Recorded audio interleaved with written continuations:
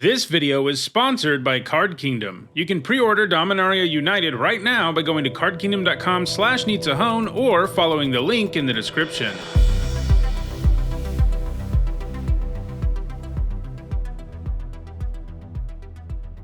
So, before we jump into my very first draft of this brand new format, I want to thank Wizards of the Coast for inviting me to the early access event. I also want to thank Card Kingdom for sponsoring my content. You can go to cardkingdom.com/needsahone to pre-order all the Dominaria United you want. So go ahead and check that out. You can also click on the logo below. And yeah. So, temporary lockdown is not really the rare you're looking for. It's mostly a sideboard card, I think. If this format's fast, it could end up being better, but it's never going to be great. This is a pretty good signpost uncommon with a cool effect. You start cranking out tokens if your creatures have higher power than toughness, and that will happen with Enlist. This, overall, to me, strikes me as a pretty weak pack, though. I think the best cards are Baird, Flowstone Kavu, and Vineshaper Prodigy. Yeah, the rest of this pack is not great. That's really what we're looking at. Could just grab a signpost uncommon, first draft of the format, see what a red-white deck looks like. Hopefully it's open enough. Vineshaper Prodigy is a really good common. People comparing it to Oregon Hoarder, it's not quite that good. I think I'm just going to take a signpost, see if red-white's open, get a feel for that deck if it is. You can also end up in a three-color deck, like a red-white-green deck, which all of the stuff goes together pretty well, but you do need fixing. I think when you see a weak pack, a lot of the time you're just going to take one of these dual common lands, kind of like you would with Snow Duels in Kaldheim. So yeah. Okay, we've got another Flowstone Kavu. We've also got, excuse me, Flowstone Infusion, which is a pretty good removal spell. Argivian Cavalier, which is a solid creature. Tribute to Urborg's pretty good if you end up in sort of a grindier self-mill control build. Yeah, this pack is definitely better. I don't really love either of these uncommons. Do I think the Cavalier is a little better than the Kavu? It feels like going wide is so well supported in this format that I think a thing that gives me two bodies might be better than a thing that gives me, a nice menace creature or a Flowstone Infusion. So, yeah, I think we'll grab the Argivian Cavalier here. Is it an orc? It is an orc. Orcs are everywhere. Another one of these Vineshaper Prodigies is interesting. This pack doesn't look great for us overall. Charismatic Vanguard and Thrill of Possibility aren't great. We do have a Pain land and, of course, a duel. But yeah, I think maybe I just take the Prodigy. I think it's the best card in this pack. I do like Strength of the Coalition, and if we ended up like as a Naya deck, obviously it's a nice trick to have. But the Prodigy is strong enough, and we're seeing enough green stuff that's solid or better that I'm just going to grab a Prodigy, and maybe we end up not getting to do Baird things, but the Prodigy is really good. It's not quite Oregon Hoarder is what I was going to say earlier, but it does a pretty good impression, So yeah. Eon Volterra, thank you for the resub. You've been subbed for 1.5 years, which is pretty impressive. So, the Vanguard's okay, and maybe it's going to be better in this format than I think because going wide is such a thing. But Vineshaper Prodigy's significantly better, I think, in my current estimation. Okay, so Garna's a pretty strong signpost in common. That's one I'm interested in playing with just because she has a cool effect. Right now we don't have any cards that would fit into a Garna deck, so I'm not super enthused about taking it. Maybe we just take a duel here, because I don't like Artillery Blast. Molten Monstrosity with Enlist is interesting. It's not great. Picker's an okay 2-drop. I'd probably take one of these. I don't love either, but they're both fine. And definitely better than Artillery Blast. And really better than the rest of this pack that isn't Garna. And maybe you can make an argument for a duel, but... yeah, we'll take a Picker. Okay, so we've got a Banalish Faith Bonder, which is a pretty decent 2-drop. Cavalier's an okay 3-drop. I think here I'm interested in Flowstone Kavu. Just seems like a nice aggressive creature overall. Yeah, there's another Monstrosity, but we'll take the Kavu. Seems like maybe red-white will be open enough for us. The Kavu does work well with Baird. Like, you can just use it to... If you have 1 red, it's like pay 1 red, make a thing, so... Yeah, I hope the Defender deck works, and I think it will, but I don't think it's going to come together ultra consistently. It's going to be like a Shrine deck, basically, as you'll hear me say in the Archetype guide for this format. It'll come together sometimes, but yeah. Okay, so I think we're interested in Captain's Call. We don't have any go-wide payoffs just yet, but we're likely to get them, and this is a nice one. Thran Portal is solid fixing, but I think we want Captain's Call more. Yeah. There is actually an Arcades-type Defender payoff. It's Walking Bulwark. And like a bunch of other Defender payoffs too, but Walking Bulwark is the one that lets your Defenders attack and do damage equal to their toughness instead. You don't have to pay 2 per creature, but it is a thing. It's also a 1 mana 0/3 though, so it's kind of an interesting card. I'm interested to see how that pans out for sure. So Goblin Lord, not good. You know, there just aren't enough goblins in the format. Yeah, I know we have one, but it's just not going to work out. It needs a massive critical mass of goblins, and you're just not going to get there that often. So we're looking at Infusion or a Charismatic Vanguard. The Vanguard is a go-wide payoff, and we're decent at going wide already, so maybe I snag a Vanguard. But I feel like Infusion's good enough that I just want to take it. Yeah, a couple of the Rare Lords are super bad in Limited. The Merfolk one and the Goblin one in particular. But I actually think the other 3 can work out sometimes. And I think the Soldier one can work out a lot of the time. So the Soldier one I think is really good. The Cleric one is okay. What's the other one that I'm forgetting about? We want Griffin Protector. Nice go wide payoff. Nice flyer. I do like Colossal Growth as a trick, but... What's the other Lord I'm forgetting? Cleric, Soldier, Elves. That one is sort of a build around. You have to end up... You can do it with the Elves, but it's not going to happen that much. So, yeah. Okay, so Fire NATO isn't great. Twinferno, not so much either. And I don't know, we want a Branch Rider if we're not going to... I mean, we can easily splash green to kick for it, I guess. We're just not doing it yet. Yeah, I think we probably just take a Branch Rider. And, you know, this is why you want to pick up random duels sometimes when there's not anything interesting in a pack, because it can let you splash this and make it better, so... The Merfolk has Flash, but it's pretty awful. Like, it's a 2-mana 1/1 with Flash, and that's basically it. What's funny is the Goblin one and the Merfolk one are probably going to be the most busted in, like, Eternal format tribal decks, but they're not very good in Limited. So I think we could take another Kavu here. I like this Kavu. I'm interested to try it out. Hey, we get a Vanguard, which is nice. I'm glad I didn't go after one more aggressively. Does seem like red-white's plenty open. We're seeing, you know, perfectly playable red cards. Yeah. So yeah, you want to pick up random duels, because a lot of these kicker creatures are like kind of okay if you can't kick them, and then if you just have a random duel, you can just kick it. And we get a Molten Monstrosity too. Glad I didn't go after that too hard either.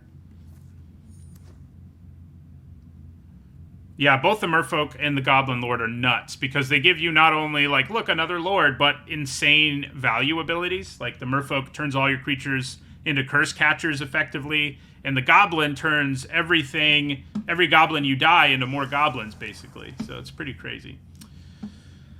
Okay, so I'm talking about taking, you know, picking up random duels.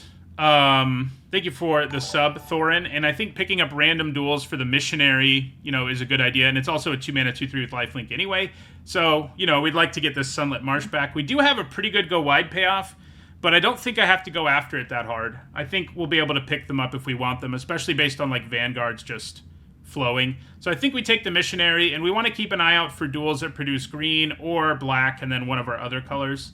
Because if we can kick this, it's great. If we can't kick it, it's merely... quite good. So, you know, we're happy to take it.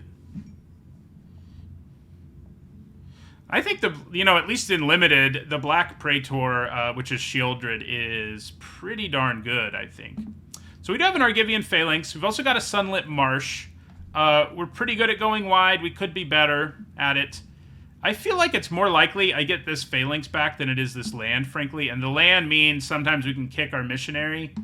And I think I like that more than picking up a Phalanx. We do also have Zara Ojanen, who's not a bad payoff for doing stuff, but we're not likely to be that into Domain. You know, so splashing this, you know, it's okay, but it's not great. I think we just take a Marsh here.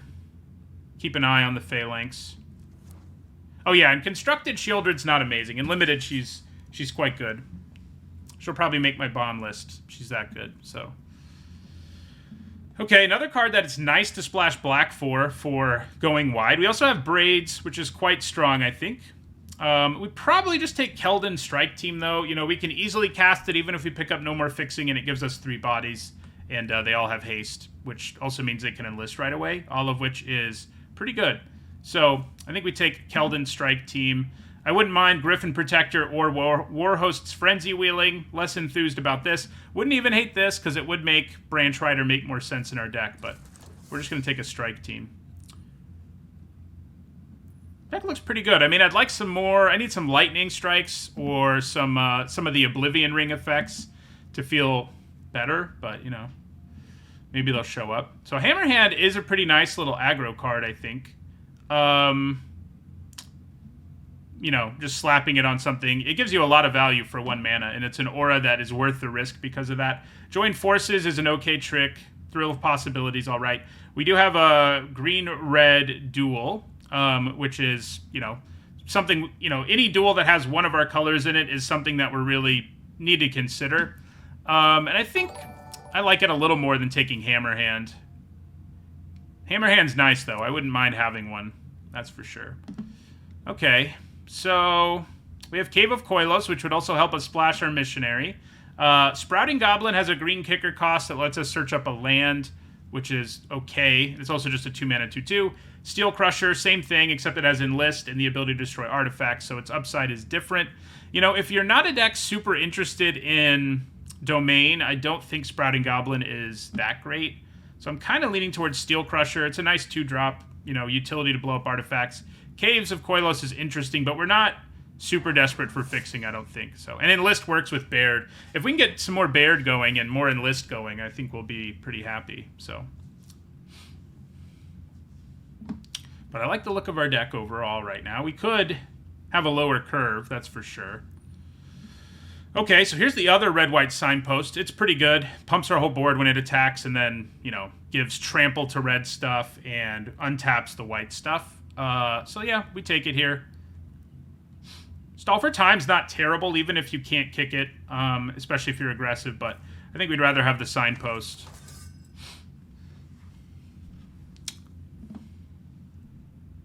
Thank you for the follow, Ashfinger Rose. Yeah, it's a great go wide payoff. Also works with Baird because it pumps all your creatures, so, you know. Okay, I don't think I want another Captain's Call. I mean, maybe I do. They are sort of clunky. And the Herbalist is a fine 2-drop. Do I just jam another Captain's Call into this deck?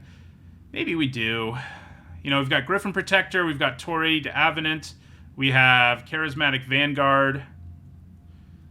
Yeah, I think we grab another one. I mean, the Herbalist would be a fine 2-drop, but I think that's maybe our limit on Captain's Calls, but yeah.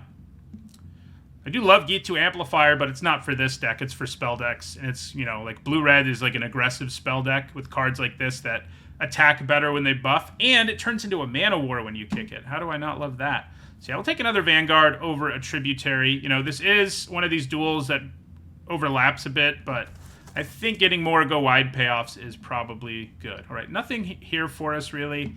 This isn't really, like, worth a splash. You know, it's one of these artifact payoffs in the set that's basically never going to pan out. I guess Colossal Growth has some potential. I mean, we probably don't play it, but we could, you know, and kick it. But you don't really want to splash tricks because, like, you know, you need the mana when you need it. All right, this Phalanx came back. I like it. We are going wide pretty well.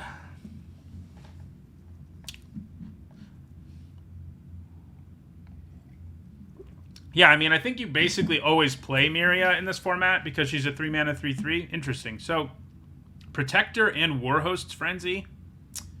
Dang. I think we want the Frenzy a little more than the Protector. Buffing our whole board, you know, and we're probably good now, more or less, on Go Wide payoffs. I think we're kind of there. And yeah, removal would be good, but I think we've kind of gotten there on Going Wide and on Go Wide payoffs. We'll take more of both, of course. But, you know, Warhost Frenzy, especially if we can, you know, pay the red, the black kicker is really good. Okay, so another Phalanx. Lagomos is cool, but I'm not super eager.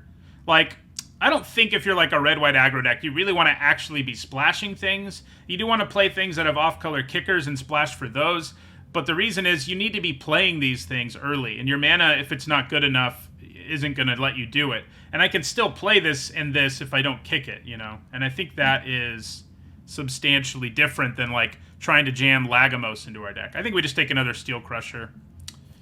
Perfectly decent 2-drop. It's not something I love taking at this stage of a, you know, the first pick out of pack 3, but we'll take it. Another Keldon Strike Team.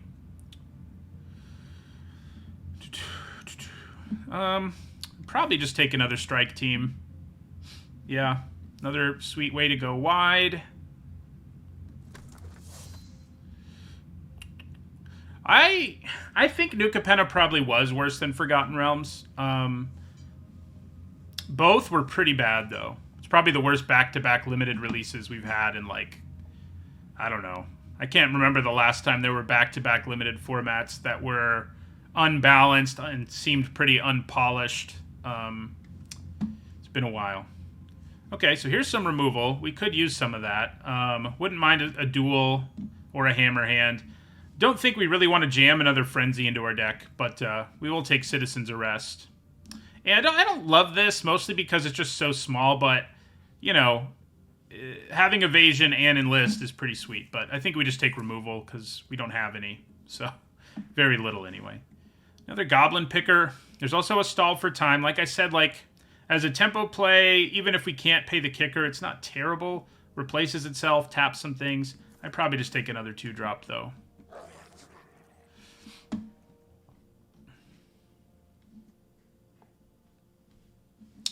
Format's looking good. I'm liking how our first deck looks for the most part. We do have kind of too many 3s, but I don't love how Molten Monstrosity's looking in this deck.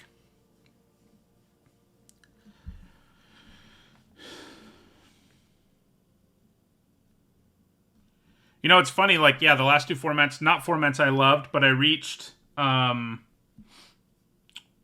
Mythic in both of them, and I'll qualify for both qualifiers, which is weird. So, do we have too many strike teams at this point? I kind of don't think so. But maybe because, you know, casting it on 5 is kind of what you need to do, and we do have a lot of 3s. I'd probably just grab another Steel Crusher here. I do like Destroy Evil a reasonable amount, but it's conditional enough that I think I grab a Steel Crusher. Oop, almost picked that. I think we probably take a Faith Bonder again. Goblin Lord, not going to work out. Outrider, don't love it.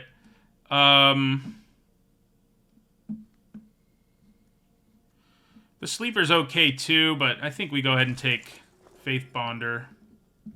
Okay, so Geothermal Bog helps us more consistently kick our Missionary. It's probably better than taking an Herbalist or a Fire NATO. I mean, we're low enough on removal that Fire NATO's a little interesting, but I think taking this duel works for me. This card is bad and limited. Didn't talk about it at all last time. This is bad removal too, and especially in our deck, you know, sometimes we'll be able to make it do a bunch. This is pretty sweet to still be here, Mr. Raff. Yeah, not a good pack, really, for anybody. I'll grab another Molten Monstrosity, but... Okay, so we had a Phalanx come back. I think I like that. Another Phalanx. I don't know if I'm playing this many, but sure. All right, we do get a Stall for Time, should we actually want it. Don't think we do, but... Another Vanguard doesn't hurt, though. Yeah, I guess if you have 2 of those Goblin Lords, obviously things get a little more interesting, but there's just too few goblins in the format. Yeah, we have 2, and they're not guaranteed to make the cut, so... Yeah. Kind of don't think the monstrosities do. Yep, Friday's top 10 will be this format's biggest bombs. Yeah, Phalanx is definitely better than the Worm in this deck. That much is true. Oh yeah, it also, adding the additional duel means we can, that pump spell, we can pay the black kicker more often. All right, so, you know, I was excited about this format. I am excited about this format because I think it looks like slower decks will be viable, but of course we drafted this in our first draft in the format. I do think we need to trim down cards that are up here. Like, yeah, we probably don't play Stall for Time in the end. That's easy enough.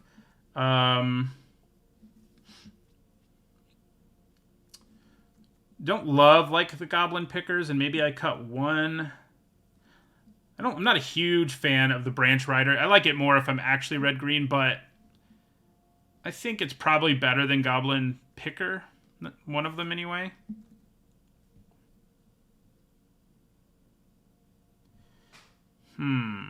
Yeah, we probably don't need this many Vanguards. That much is true.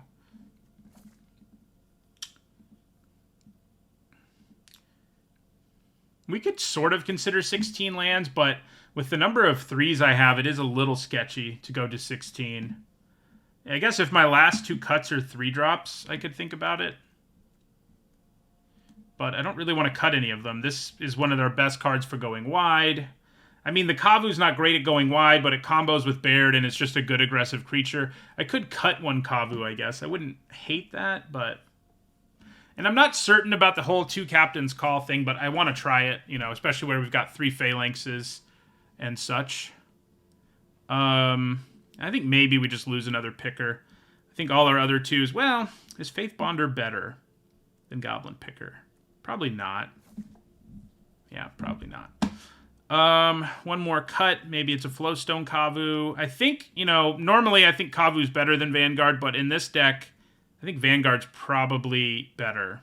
So, yeah. I think we'll cut one Kavu here. Yeah. All right. So, kind of don't love the idea of going to 16 lands. We just have too many 3s. We have mana sink effects and kicker and stuff. So I think we stay at 17. Okay. Hopefully we run over some people trying to do domain stuff. That's what we're hoping for. Let's do it. Yeah, the thing in Vegas is cool. It is insanely expensive, so it's out of my price range, that's for sure. Getting there and the cost of just doing the event.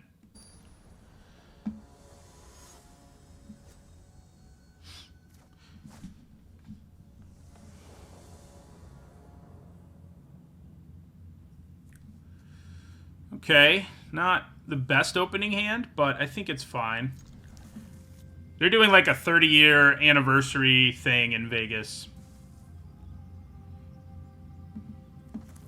Well, we do get to just play a haste creature on turn 1. Go, Raging Goblin.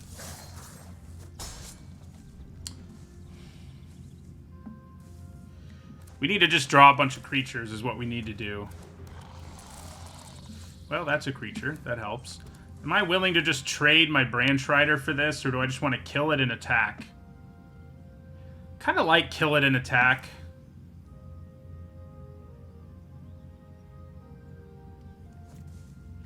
You know, I mean, chances are good that they're more capable of getting it back and getting value out of it than we're going to be. I mean, we basically have no way to do it. So killing it or trading for it does seem kind of bad in case they can get it back. But they may also just not want to trade for it right now because they'd rather trade for something more real than a Viashino Branch Rider.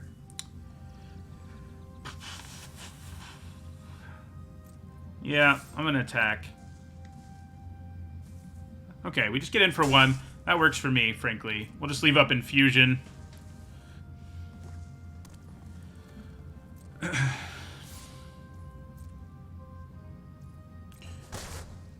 Thank you for the resub, Nitro's Mob. That's annoying. So, they might be doing some domain nonsense here.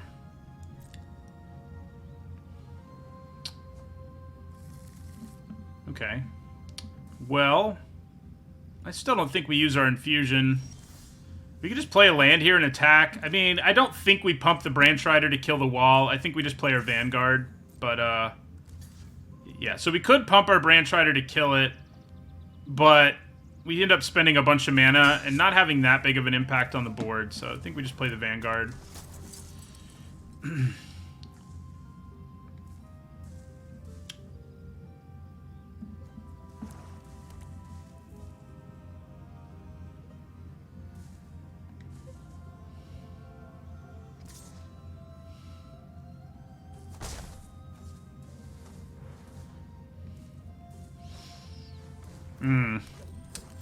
That thing is spicy.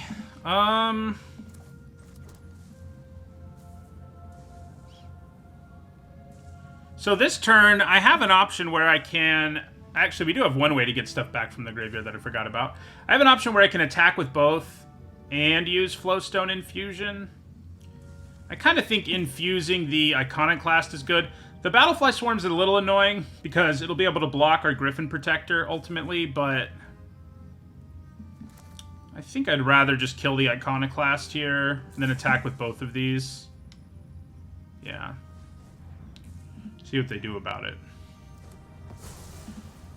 And then we attack. This time I think we do go ahead and buff. They could have 1 mana to kill our creature, which is brutal in terms of tempo, but I think we go for it anyway. We do want to keep things on the board, you know, so our Vanguard can do its thing, but yeah. So they're definitely a grindier deck. We didn't have the fastest of starts. Okay, well, that changes things. Just complaining about not having the fastest of starts, and then we get our Keldon, one of our Keldon Strike teams, who we will be kicking.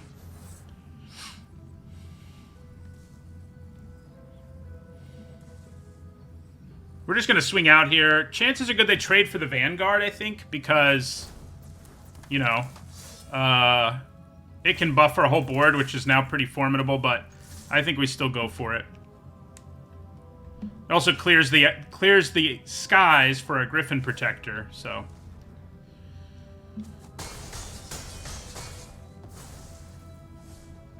And if we draw our black mana, we can get it back, so there you go. Yeah, that's a big boy. Do I just swing again?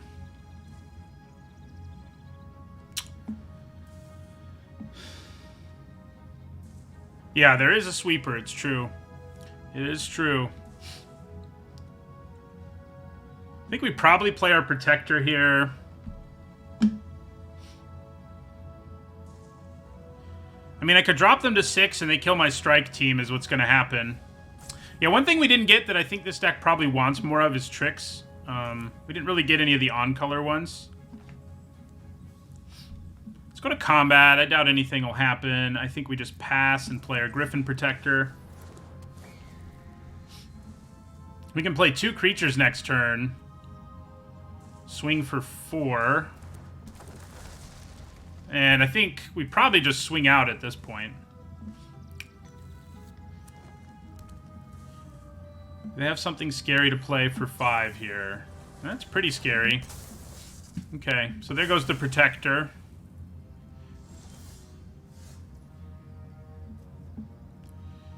Okay. They do seem to be stabilizing, which is not great for us.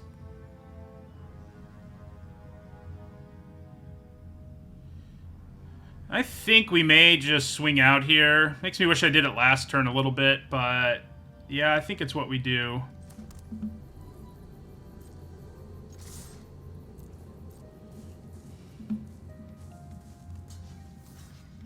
Okay, so we drop them to 5. Lose our Branch Rider. Then we'll play Goblin Picker. And Phyrexian Missionary. So they have the Sweeper. We're pretty much dead, obviously. I wish I could kick my Missionary, but no such luck. Had a good start. Really needed like a trick somewhere in there to punch through this worm. Because they may well be stabilizing now with everything they have.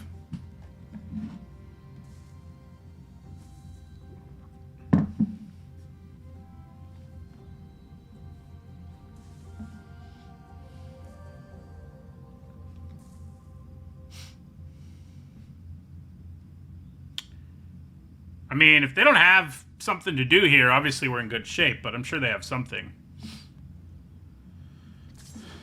Yep, we take 5.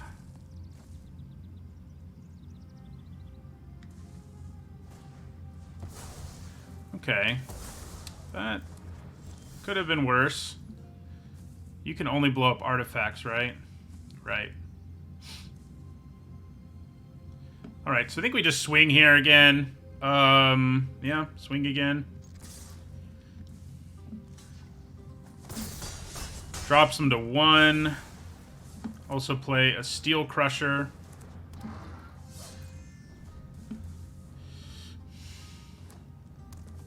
I think we're gonna get there. Yeah, they drew poorly late.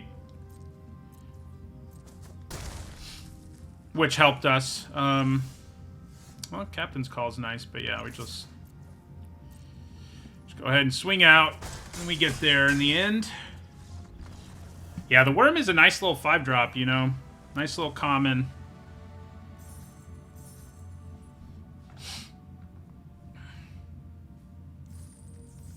But yeah, this deck is lacking tricks. You know, we picked up some off-color ones, and like I said, it's hard to splash those. You can play one that has a kicker cost that you're splashing, but you don't really want to play one that your main deck can't produce mana for to cast normally. So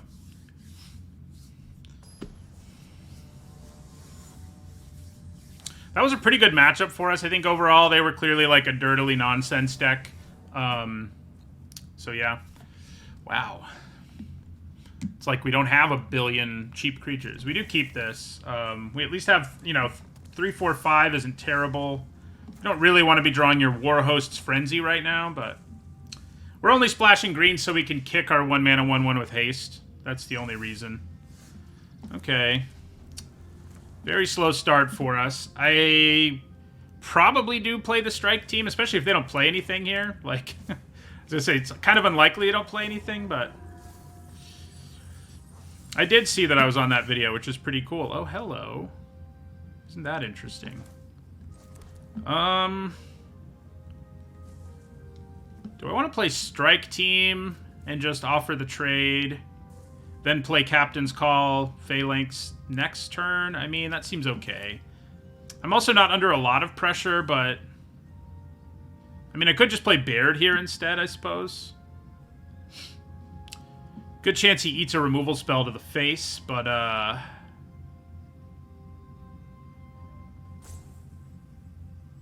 Strike Team will just get played, attack, they'll trade, probably, so it's not exactly amazing. But it's not like Baird is going to do anything in the super near future, so I think we go for it. Trade away, maybe. This is a neat card because it lets you get stuff back from your graveyard once it's in your graveyard, and it mills you, so kind of a nice combo. Whoa, I didn't know there was a Brushwig pet, which now our opponent's card is hiding. That must be new, right? Is that what that's called? Am I crazy? Brushwig? Something like that. Might be from Ikoria, I guess. That card's interesting too, I think. Shadow Prophecy. Oh, it's cool how they show you Domain. That's for sure. Okay. So we definitely go Captain's Call. We've got a Warhost Frenzy in our hands, so, you know. Brush Wag. That's it. I was only slightly off. Only slightly. So next turn, I can play... If I want to, anyway, I could play Baird and Phalanx. Yeah, Ikoria makes sense. That's where we last saw them, although they also live on Dominaria. I'm really disappointed they didn't give us a hamster pet. That's like the only way I would ever... I guess if there's a bird I really like, or any rodent, I would probably get a pet finally, but...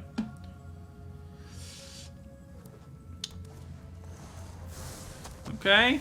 That is beefy. I don't love it. So if I play Baird first, I can play the Phalanx for 2. So I may as well play the tap land.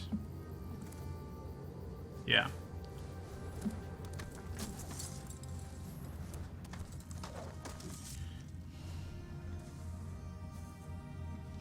Yeah, there's an old Brushwag. Ooh, board sweeper. Okay.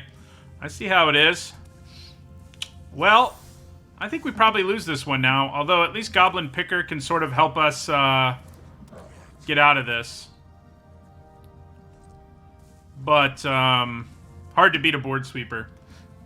This happened to us, you know, in New Capenna. It was our first game, but I played against Evan Irwin in the first game, and he like wrecked us with two board sweepers in the same game, and it was bad for us. This whole situation is bad. What's their domain right now? Yeah, obviously we take this.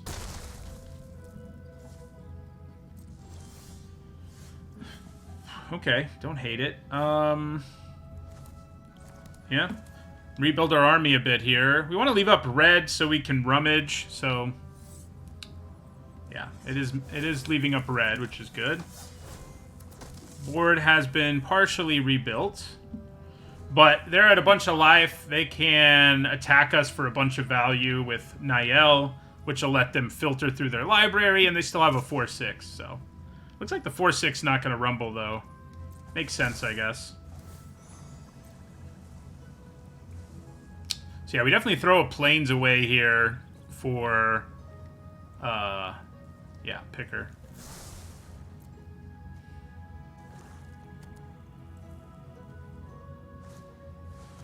Yeah, you know, this is just a sweet value deck. This is the kind of deck I like to play, so I like seeing it do a good job of brick walling an aggro deck for my purposes.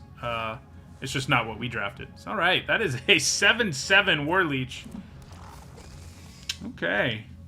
What do they have that costs 7? Ah, Writhing Necromass. That is kind of an interesting combo I didn't consider. I imagine it's going to be hard to get through unless we really get things going.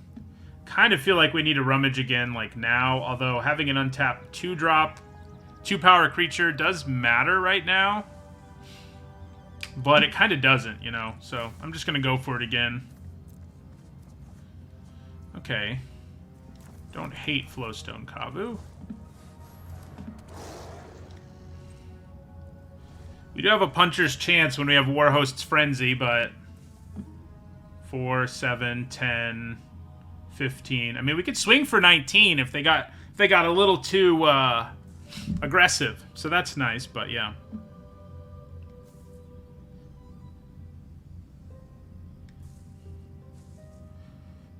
What card did I trash that has beaten me in the face? I don't think I've trashed any of these cards. I don't think the War Leech is great. Okay, so obviously we do need to throw a body in front of the monstrous War Leech, but we'll take 2 beyond that. I'm glad that this 4/6 isn't... The Rare Monkey's actually a 5/7. So, but yeah, we didn't do enough damage early in this game, and they are going to win the value race. Yeah, get back Urg, which is a cool card.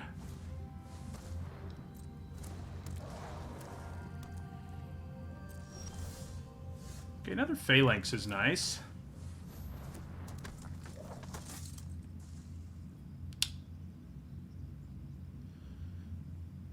Wonder if I should just discard Warhost's Frenzy at this point, but I guess we'll see.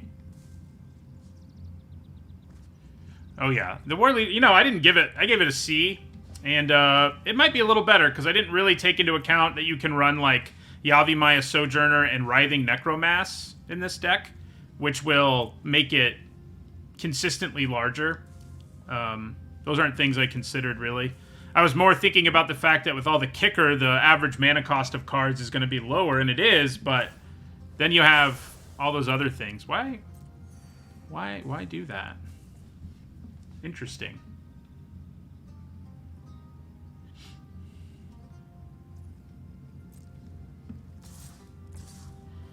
Alright, so we throw another token in front of the War Leech.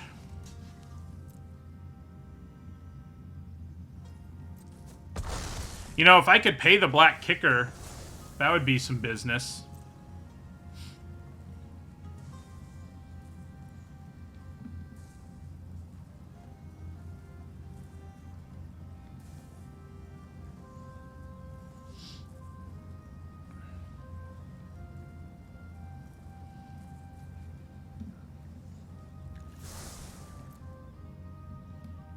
I mean, if it weren't for the rare sweeper that they used, I think we probably would have just won this game.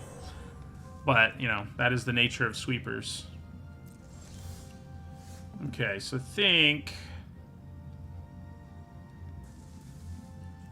think we're going to go ahead and do this. If we draw another land, it's not going to be so good, but what are you going to do? All right, another Phalanx. I like it. That's some size.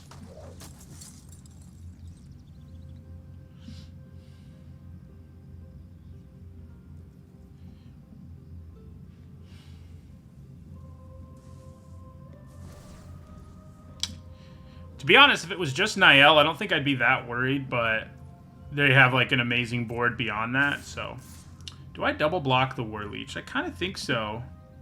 And I can actually double block it. Like this. Put the Kavu. I think holding on to the Phalanxes is better right now. I could block with 2 Phalanxes and hope that they can't do a thing, but there's all kinds of stuff that could happen. They could sack the Sojourner, turn this into an 8/8. So I think blocking with the Kavu is slightly better because I can buff it a little bit if I have to. Yeah. Let's block with the Kavu. Oh, I know I lose both. I think it's worth it, though. If they have removal, obviously it's not, but I think we gotta do something or we're just gonna lose. And they do have removal. It is a fight effect. Yeah, so it's gonna go to 3. Darn. I can't quite make sure I kill that. Yeah, that means we lose pretty much.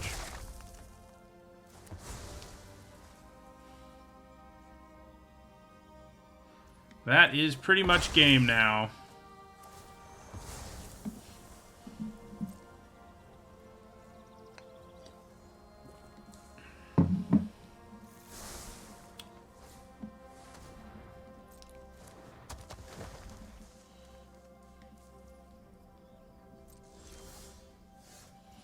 Yeah.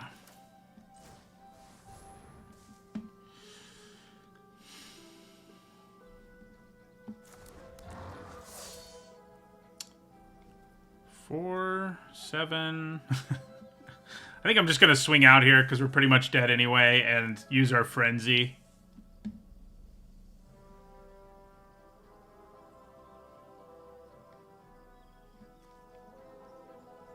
It is crazy we can still do as much damage as we can. It just doesn't really matter. So...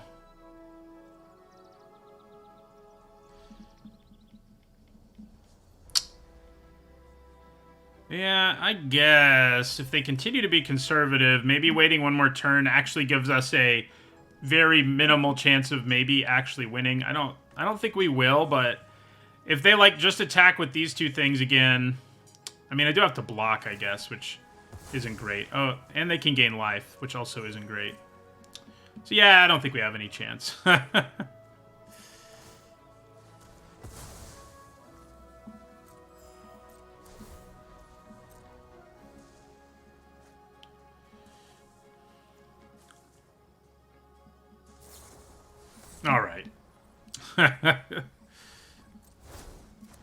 We did not, you know, we had a good start in this game, sort of. I guess we didn't have the greatest start, but we were in pretty good shape, and then that wrath happened. This was a bad game for Warhost's Frenzy. I guess I should have discarded it, as I considered doing. Yeah, it was basically Plague Wind in that game.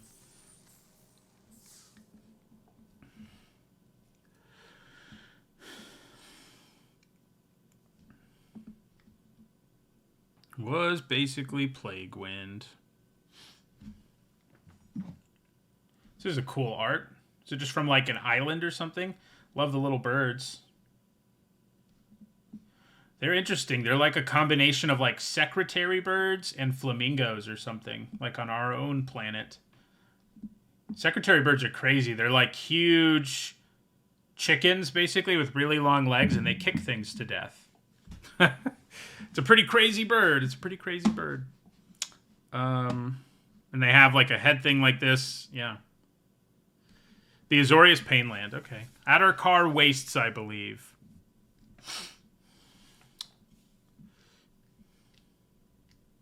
Yeah, I didn't realize it had a flock of flamingo secretary bird things on it.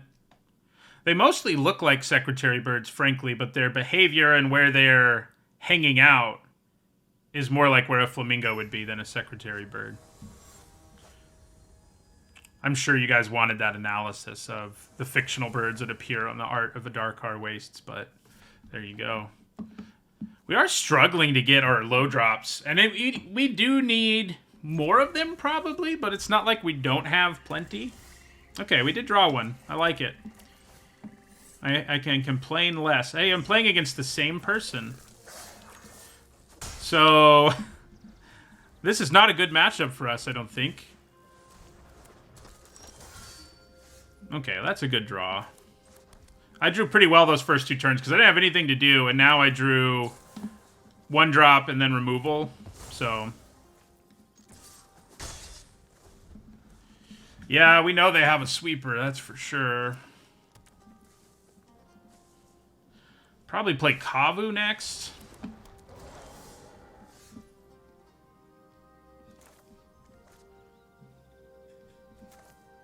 I could try to just go wide with the Cavalier instead.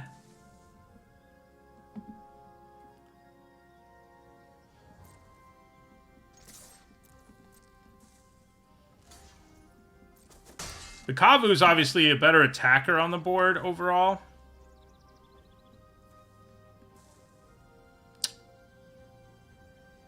And if they do play a sweeper, this rebuilds a little more quickly. Yeah, we'll play the Kavu.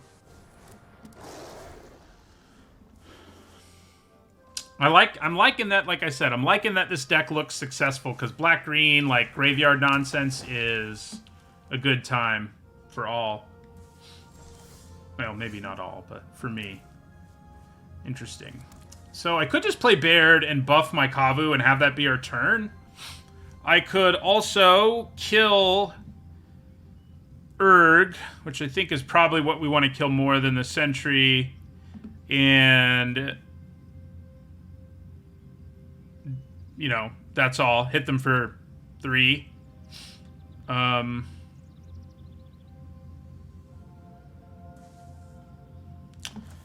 Yeah. I think we just play Citizen's Arrest on the Sentry, or rather, on Urg.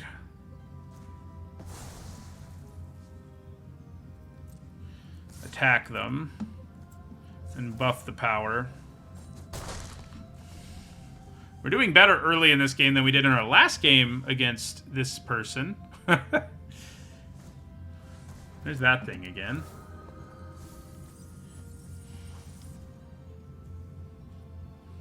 Okay.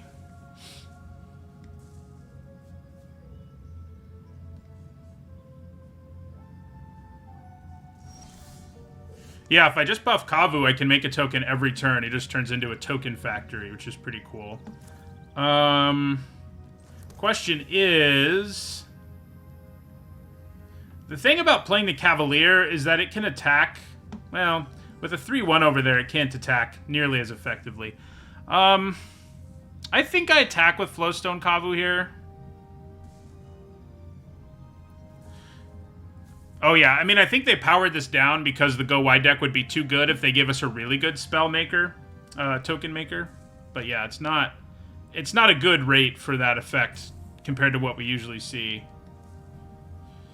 So I guess maybe I just try to go wide here and hope they don't have their freaking sweeper again.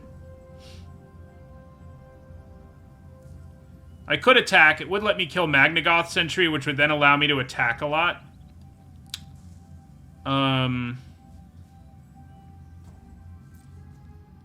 We know they have Tail Swipe, though, which is such a beating, and they might also have the 1 black removal spell. So, yeah. Let's just play Baird. Buff our Kavu. Make a token.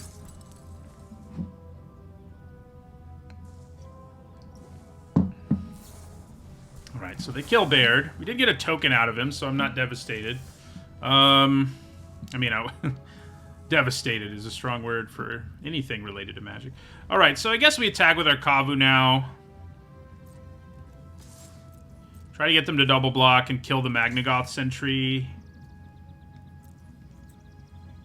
Good news is we can still play our Givian Cavalier in our second main phase, so...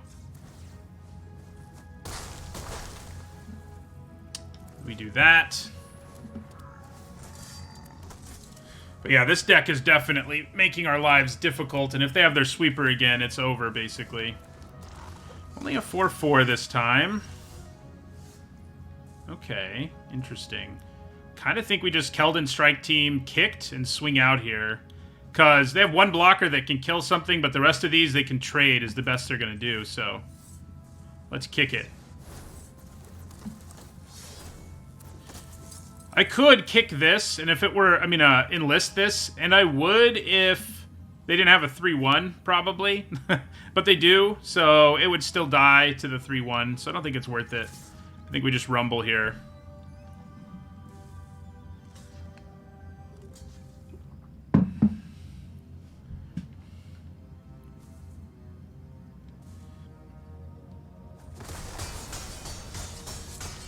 Got him down to 10.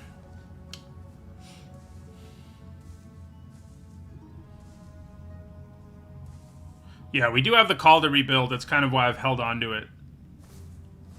Warleech number 2. Okay. They do both only stay as 4/4s, so at least there's that. Okay. So Branch Rider can actually attack and kill them now.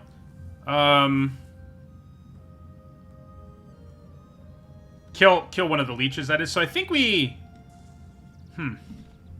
Do I just swing out again here and buff this twice if they block it, drop them to 7? I mean, it would take my whole turn to do that. There's some graveyard hate, yes. It would take my whole turn to do it, and then they'd still have 1 Warleech staring at us, and we'd just have 3 tokens, but it kind of seems worth it to me. Yeah, I think we just go for it. I wish I had my Warhost's Frenzy, of course, but, you know. Alright, so... we will kill a Leech. Drop them to 7.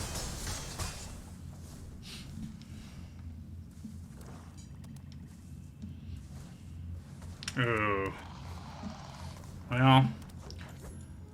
I think now we go back into our shell and start just trying to go wide enough to kill them. Unfortunately, that puts us at risk of their sweeper that we know they have, but it's kind of what we have to do here. So, I think we go Captain's Call. I'm going to play the Picker instead of the Steel Crusher because I really need to draw like one of our mass pump effects.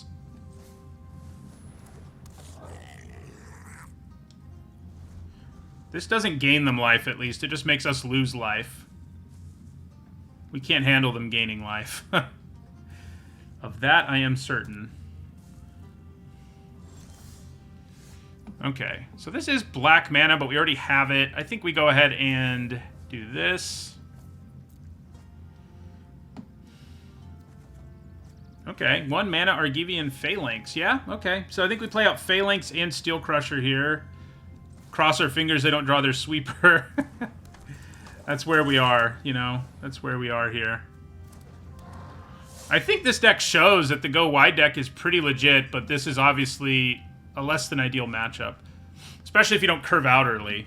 If you curve out early, you're kind of in a different place, but...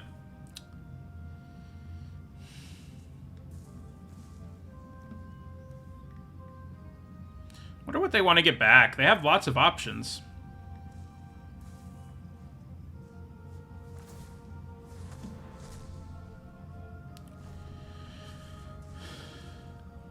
Yeah, they're going to kick their Prodigy.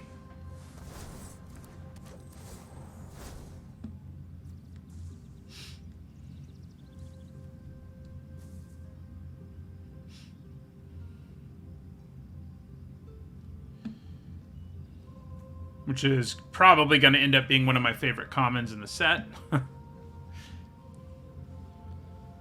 So they have 4 blockers. We have 6 1/1s.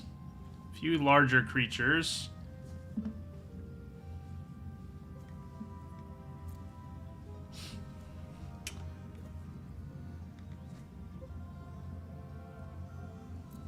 So what are the chances they found their sweeper between Prodigy and then this trigger? Pretty high, unfortunately.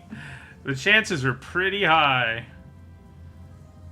Although, the fact they did both says to me that they didn't find it with the Prodigy, but I could be wrong.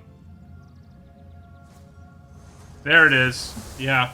The whole board is nuked at least, but they're going to be better at recovering than we are, so...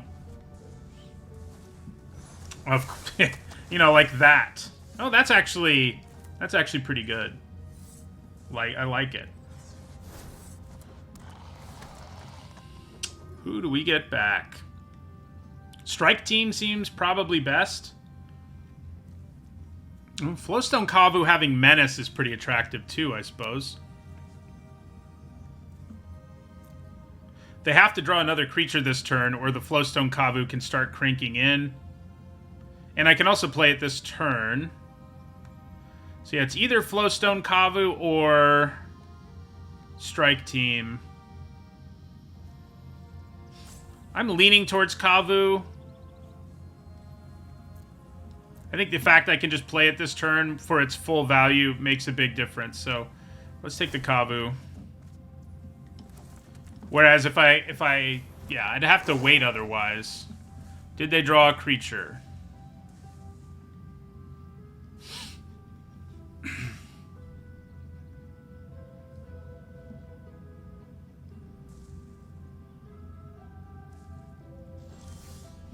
Well, let's hope not.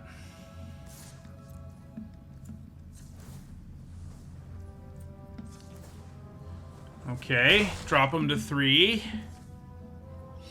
Hold on to this land to make it seem like I can do something. If they have a creature now, they do have a shot at surviving, and they do. Okay. So, I think we definitely attack with the Kavu still. Because we need to kill the Raven Man, basically. We don't really want it to generate bodies and such. And then we still have Griffin Protector, so... yeah. I could attack with both. They have to block Flowstone Kavu, don't they? Yes. Because it can hit them for 4. Yeah. They have to block the Flowstone. Hopefully the one card in their hand is not removal. I don't even need to buff it. It doesn't accomplish anything, too, so I won't. Drops them to 1. Then we play a Protector.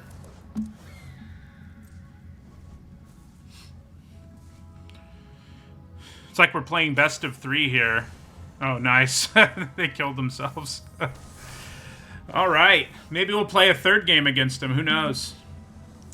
That was funny, because I was like, they're going to be able to rebuild better, and then I draw, like, the one, like, recursive card in our deck. If I hadn't drawn that, I don't think we would have been in such good shape, so...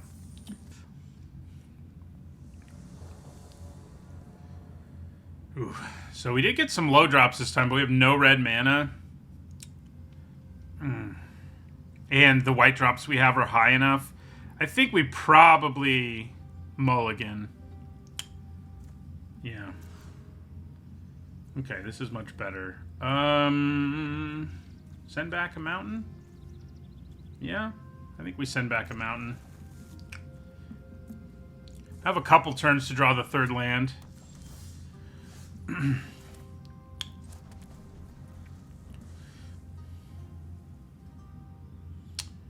So there's the third land. Do I want to lead with a Steel Crusher? Obviously, it does more work, and like if they have an artifact, it makes their life difficult. So I guess we do. Like, you know, the Enlist on it can do some stuff.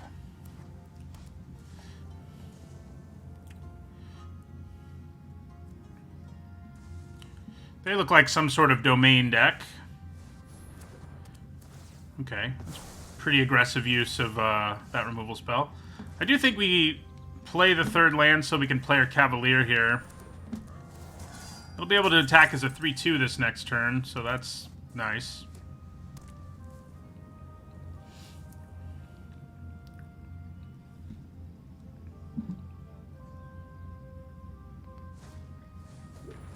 This is an interesting one.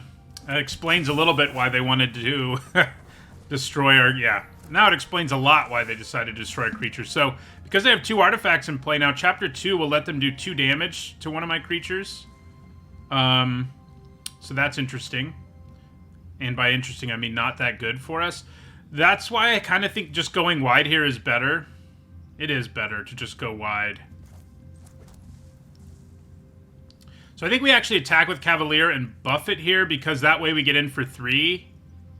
And as is, I actually only get in for 2, because they'll block the 1/1. So, yeah. We will enlist.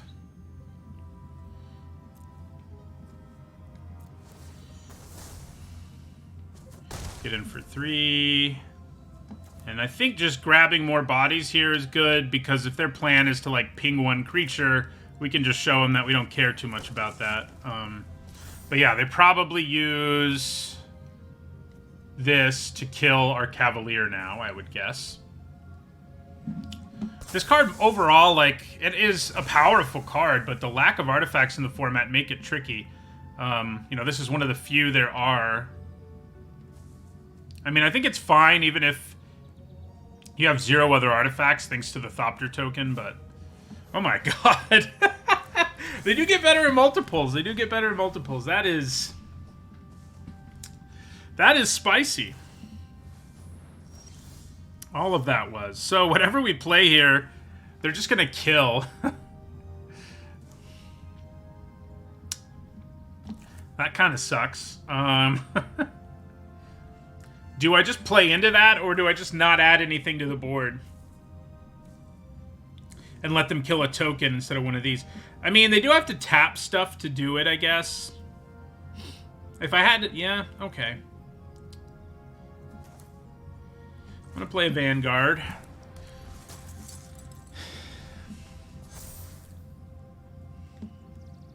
Yeah, they get to hit me here. Pretty hard if they want to. You think they play a third one here? That would be very bad. It is sort of a collect-em-all card in this format. So they're going to tap these 2 things to kill our Vanguard. Yeah. And then attack us for 6, it would seem. And who knows what else they'll do.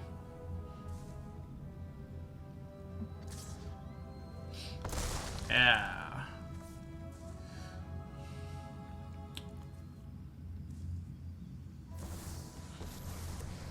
Now, this is a card I've trashed. I don't think it's particularly good.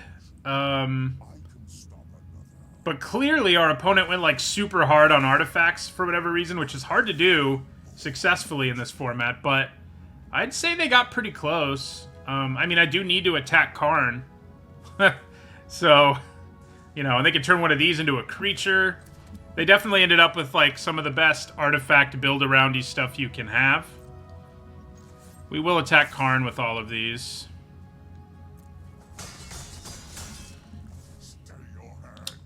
And then we'll just play out Vanguard and Picker. So they can turn a Power Stone into a 4/4 here if they want to. Which is, I think, what I would do, rather than a Thopter.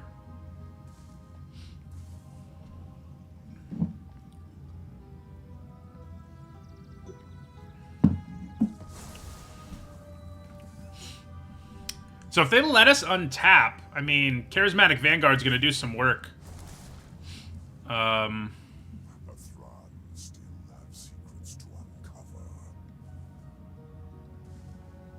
Don't know that they will let us untap with our Vanguard still hanging out. They are going to attack us for 6, though, which I'm a little surprised by. Yeah, I'll take 6. Move the equipment. Kill my Vanguard? That would suck. It looks like that's what they're doing, too. Move equipment, kill Vanguard. Yeah, okay. Well, there you go. Oh. Okay. Creature or Planeswalker. It's probably better to hit the creature, honestly, and then just attack the Planeswalker. Yeah.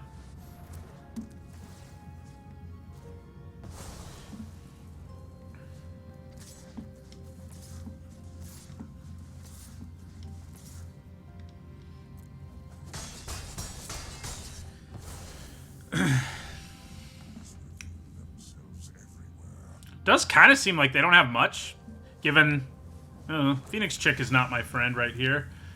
Okay, so attack us for 3. We're on a 2-turn clock.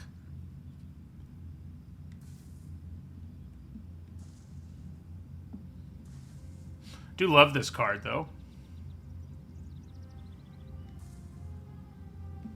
Actually, yeah, only attack us for 3, so we're not actually on a 2-turn clock.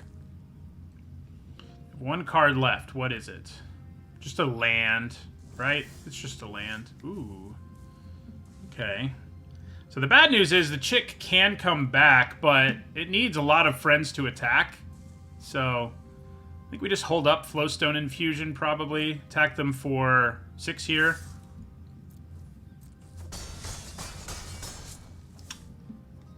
Hold up the Infusion. I mean, I do risk a trick or something like that, which I don't love.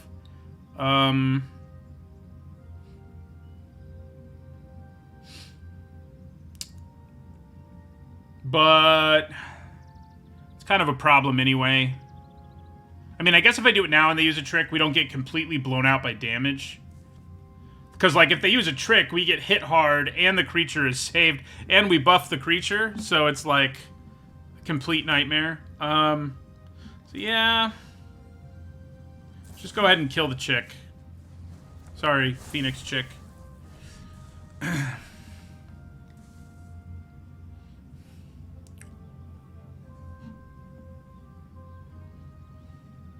Ornithopters, man. I think we're going to be seeing some more Ornithopter tokens in Brothers War, if I had to guess. Well, that's a good draw. That will give us lethal if they don't have anything.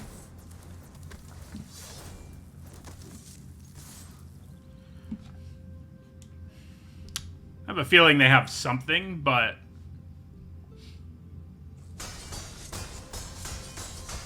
Alright, I'm not... You know, those 2 early Yotia cards, sagas, had me pretty worried, but luckily we managed to make it. Make it out of that situation. And then we drew pretty well and stuff, you know.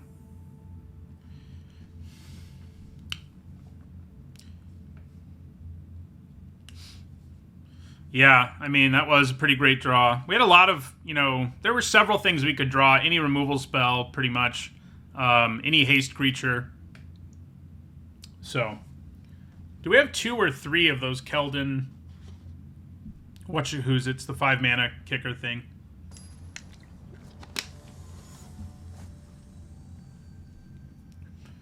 That card feels like an uncommon. Like, I thought it did in the set review, and now that I've played with it, I feel like it's an uncommon, too. We haven't gotten to play Tori yet.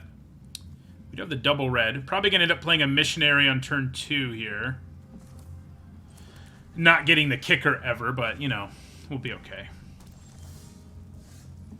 We do just want to play it as a 2-drop in this situation. Decrease the cost of our phalanx. Get some damage on the board. Ooh, so we might be up against a spell deck, and this thing really interests me. I'm curious to see how it fares. My guess is it's going to be pretty scary, though. Gets big in a hurry. Nah, Iodia 3 is not permanent. That would be a far better card. It's like the typical sort of temporary animation deal. It's unfortunate I don't have a 3. Wonder if I want to play Tori next turn or Griffin Protector. Thing about Tori is it'll untap our missionary. I mean, the only problem with it is how, you know, the Grey Ogre stats aren't very pretty, but, you know. If Iodia 3 was permanent, we definitely would have lost that game.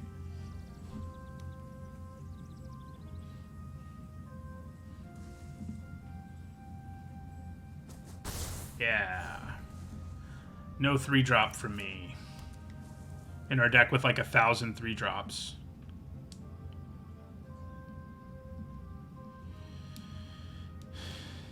Oh, yeah. Luckily, it doesn't count non-creature spells. We have that going for us. If it had prowess, that Hammerhand would have been even nastier. So I do think we play Tori to Avenant now.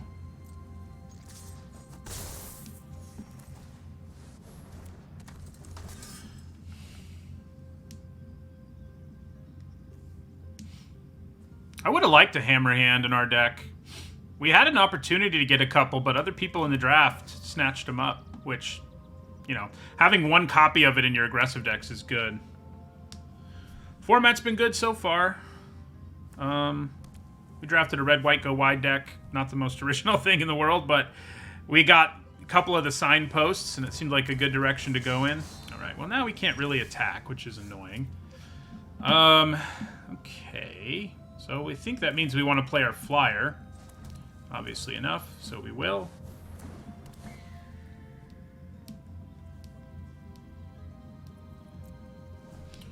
Next turn we can play Steel Crusher, Phalanx, hit them for 4, which should feel pretty good. We do have to worry about spells, because this thing is going to get big.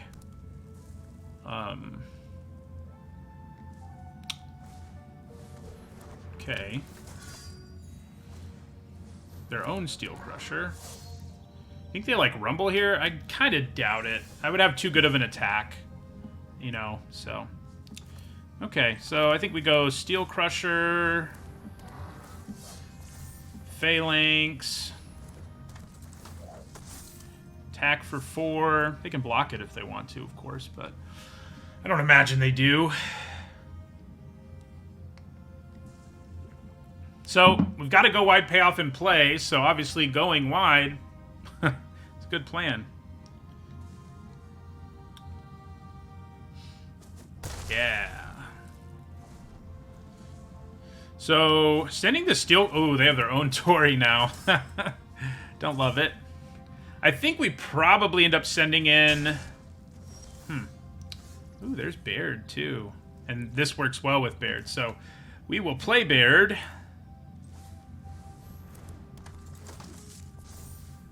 So I think we send in our 4-4, our 3-4, and we probably enlist on the Steel Crusher, too, to make it hit for 4. Yeah. So, enlist, attack for 4. Too bad it's not when it becomes tapped. That would have been sort of busted in this deck, so I guess it's good they didn't do it. I could just attack with everything, I guess. That is an option. This would become a 3-4. This would be a 4-5. This would be a 3-3. I kind of feel like just going with a... this more conservative, but still pretty effective attack is probably better. Yeah. We do get to spit out a token, too, which is good. Okay. Yeah, that's what we're going to do here.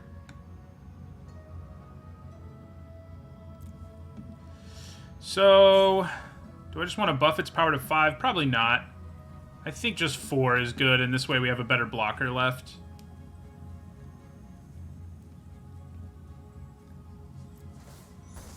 Man, where were my Steel Crushers against that artifact deck? That, you know, in the early part of that game, I was like, wow, they killed a Steel Crusher with like a 3-mana removal spell? That's rough.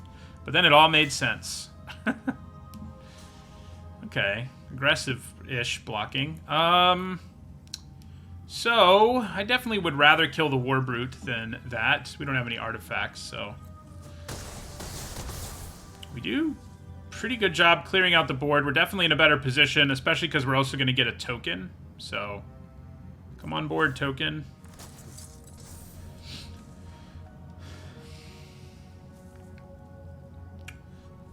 Hi, Punderstruck. Sorry to hear about your breakup, but I'm glad content is helping. Yeah, that's pretty spicy.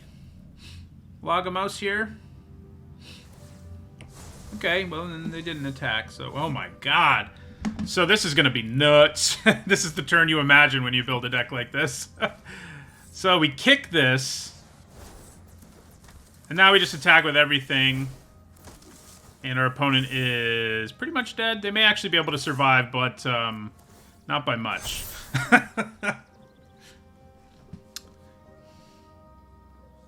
Ooh, Cardboard Life does work. But I forgot to open it for the stream. I'm not sure it's ready to go yet anyway. I do have it working again, though. I forgot about it for today, though. Anybody know if there's any other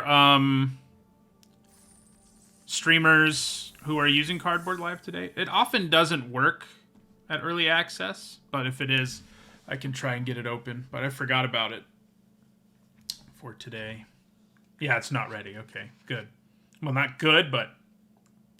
good, because I would feel bad for not having it open this whole time.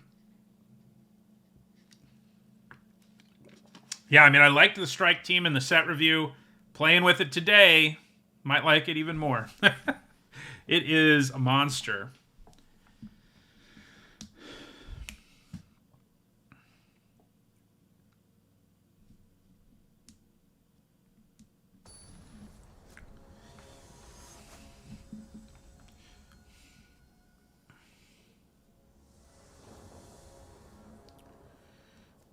All right, pretty good. Pretty good 2, 3, 4 curve. I wish I was going first, but, you know, I'll be okay.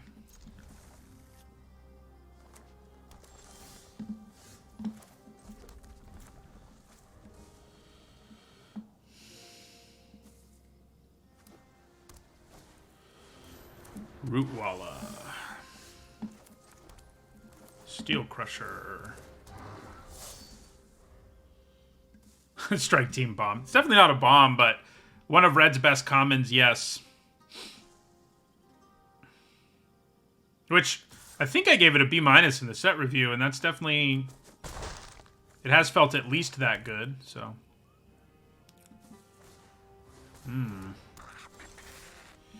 Okay. Well, I think we play our Cavalier. And pass. Our opponent is kind of the beatdown right now.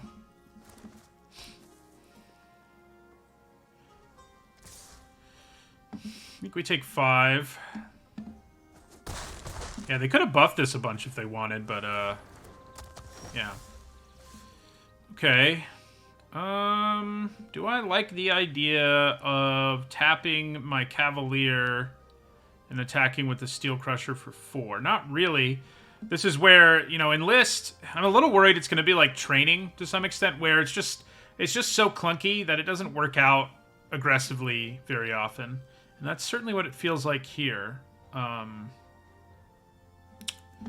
So I guess we probably just play out Vanguard and Branch Rider here. The Vanguard can at least trade with the Bog Badger, so... but I do feel like we're getting beat down in this one. We do obviously have a go wide payoff in play now, which is nice. But yeah.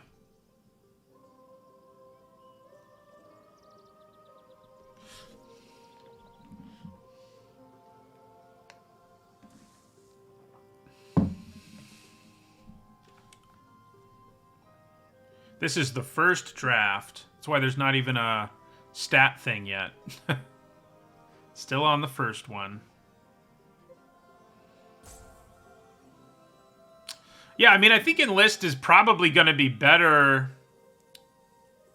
in less aggressive decks almost, where, you know, like on a board like this, Enlist is actually decent because, especially once I've built it out like this, because I can attack with the Steel Crusher pretty effectively. All right, so this is sad. I think we have to block the Badger. They can buff this so that it hits us for 5, but I think if that's what they want to do, I'll let them do it. I mean, if I block it with a 2/2, I guess they do have to... You know what? Let's make them use the ability. Hampers their development. At least. Never mind. We're just going to block the Badger. Let them hit us for a bunch here. We definitely are not the beatdown in this one. So next turn they can replay the Badger and give their whole board Menace. I think that pretty much means we lose. Never really got it going in this game.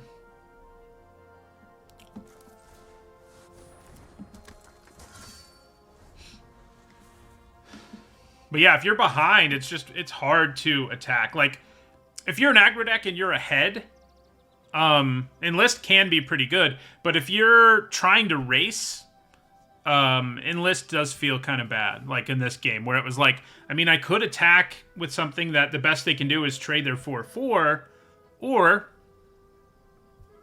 you know, if I do that, I just take a huge hit on the backswing. So, you know. There is a little bit of enlisted synergy, like the green-white and red-green signpost uncommons both basically are enlist payoffs, and within red-white you have a little bit of it too. You also have access to haste in this deck. We haven't done it yet, but you know, when we can play something with haste, being able to enlist it with it right away is pretty nice. So I don't know what they're thinking about here. Just play the thing with Menace. I guess if they do that, I do actually have reasonable blocks for the things that aren't the Sentry, so we're not completely toast just yet. I mean, we don't have great blocks for the Rootwalla. It'll be a 5/5 when they buff it, but if they do the Menace thing, okay. So, you know, we want to keep as many bodies as possible so we have a puncher's chance with our, like, go wide effects.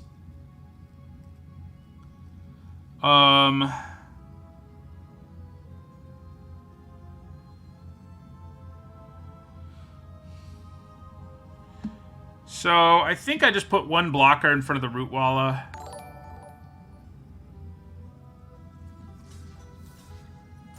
Take 4. See if they kill us with a trick.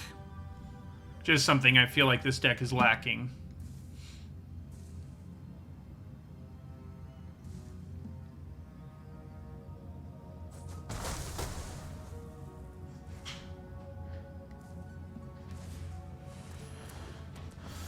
And we are dead. We die to the flyer. Which is not ideal, but it's acceptable. It's acceptable to die, considering we're 4-1. They were like really making sure we didn't have reach, which is a good idea. You never know. There are a lot of secret reach cards. Yeah, I mean, we have some of the, you know, like Baird is pretty sweet with Enlist, for example. It is interesting they put so many restrictions on it. Like, they added the non-attacking line, which means, like, you know, it would be cool if with Tori to Avenant, you could untap your stuff and then use it to enlist. Kind of like the 2-mana 2/3 thing from New Capenna, where you could attack with the 2/2 Citizen. It would untap itself, and then you could also buff the 2/3 Cat Citizen. Like, that was a pretty cool effect. But you can't do that. And to me, it means it was a little too good. Sort of like I think Training was too. I think Training originally was a little too good, and then they made all the cards cost a little bit more, and that really was too much. But there wasn't anything they could do. Like, it was like, you can't make it cost a half mana more. Either it's too good or not very good.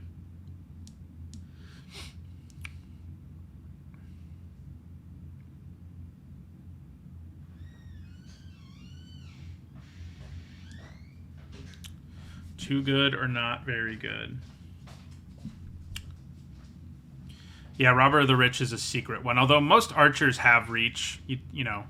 I guess if you don't actually look at the art of Robber of the Rich, you don't think of it as an archer, probably. That's the problem, I guess. Because the name, you know, obviously it's a Robin Hood reference, but doesn't mean it's an archer, you know. It's like a human rogue archer.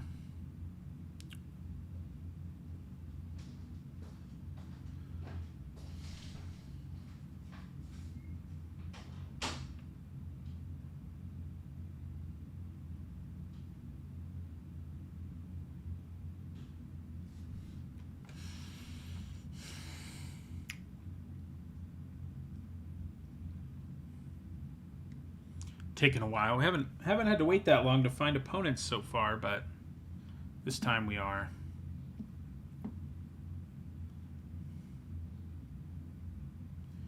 I think this might be the first time, at least in a while, in early access where my first deck had a winning record. Usually my first draft is like a 2-3, like every time.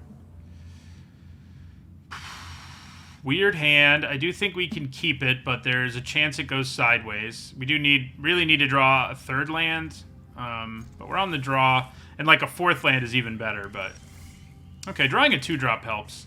It is annoying having to play a tapped land overall, but yeah.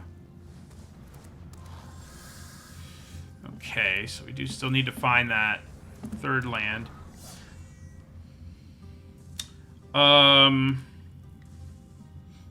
How's being a YouTuber full-time going? It's going pretty well. You know, there are ups and downs that are annoying. You know, like the amount of work I put into the Alchemy Horizons set review, for example, and the amount of revenue that gave me was rough. So, but I learned something. You know, I'm not going to do that for the next Alchemy-only set. Third land is good news. We will play our Kavu. Kind of feels like, is this our same opponent? It feels like the same opponent. And a similar thing is happening where their creatures are just too big for us. I don't miss teaching because I'm also still teaching. So I might be a YouTuber full-time, but I'm also a part-time college instructor. So yeah. Double blocking Bog Badger is an intriguing idea. They can't actually use that ability right now either. They are going to do another Alchemy-only set. They've already announced that the Lord of the Rings set next year will be like Baldur's Gate was.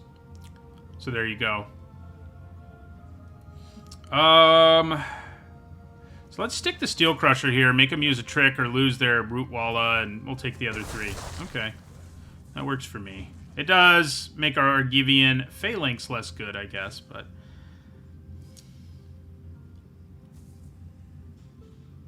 I think that's probably okay.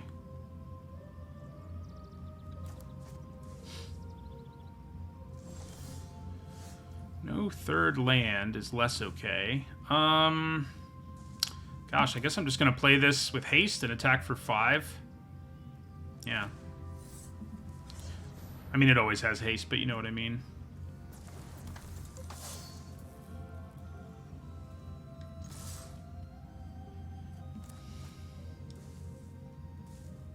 Baldur's Gate was fine, but yeah, I mean, it wasn't great, that's for sure.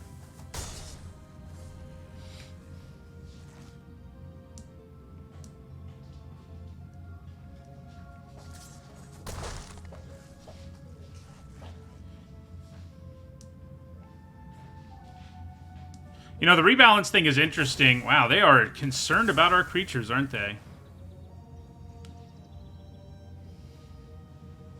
That's a weird decision. I was going to say, clearly they can bring them back, but, like, still. Oof. Not drawing a third land is bad. Play the Vanguard. I mean, a 4th land. We need our 4th land, and then we're kind of in business.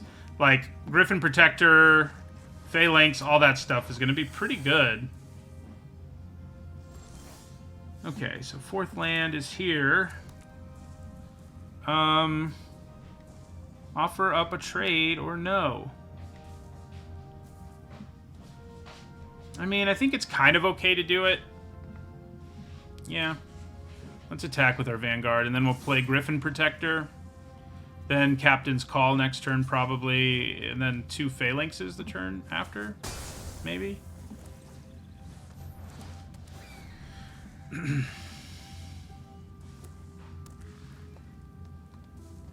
But yeah, so like the whole rebalance thing is cool and all, but it also makes it seem like we're playing like an unfinished product at the same time.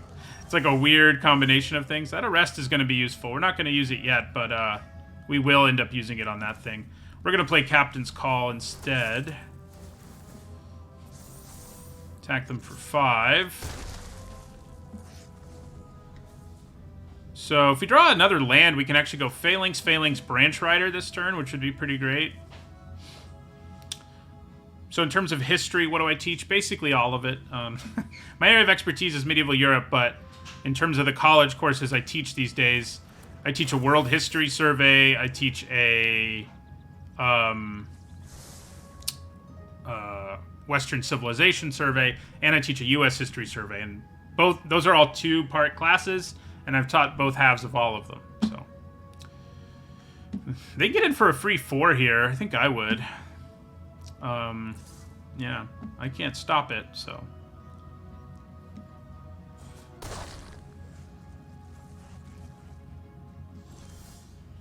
Okay, 5th land, so interesting.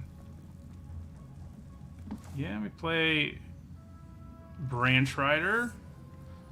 We could actually kick it. Oh, no, we can't. It's making it seem like I can, but I can't. I could play 1 Phalanx and cast Citizen's Arrest on the blocker, but killing the Baloth is probably more important. Oh, okay.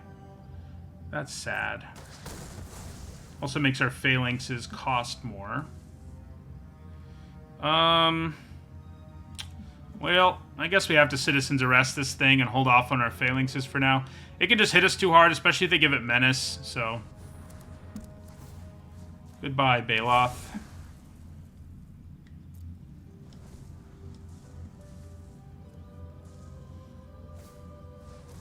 I needed them to not have removal there.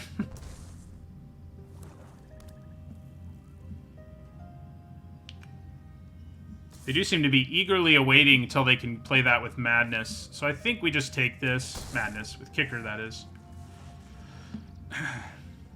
Double Phalanx will stabilize us reasonably well on this board.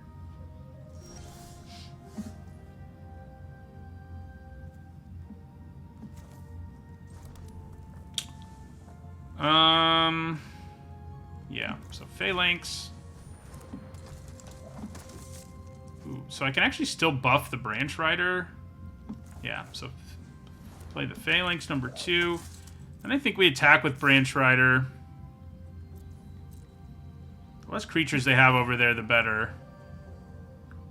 So...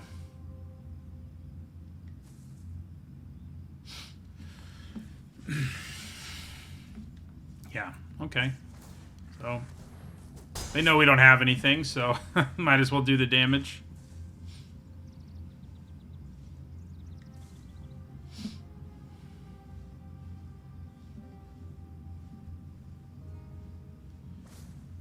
Ooh, nasty. Powerful reanimation spell. Pretty sweet. That's for sure. So play that. Do the Menace thing. 3, 4, 5, 6. So I can buff this twice right now. I mean, I think we swing with Branch Rider and both Phalanxes. We can't really afford to swing with everything.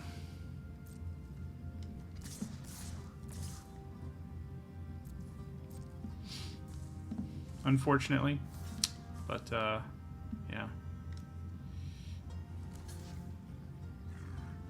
Double block? For a second, I thought they were going to let us clear out their whole board. That would be strange.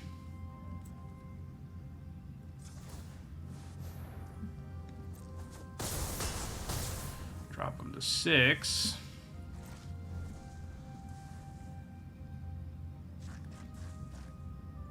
This deck does seem legit. I mean, it's the first draft, but, you know, I think this is far from an optimal build of the red-white aggro deck. Our lack of tricks, couple burn spells, like, you know, like a lightning strike in here somewhere, would have been good, but... Okay. So they can't actually buff their Rootwalla here.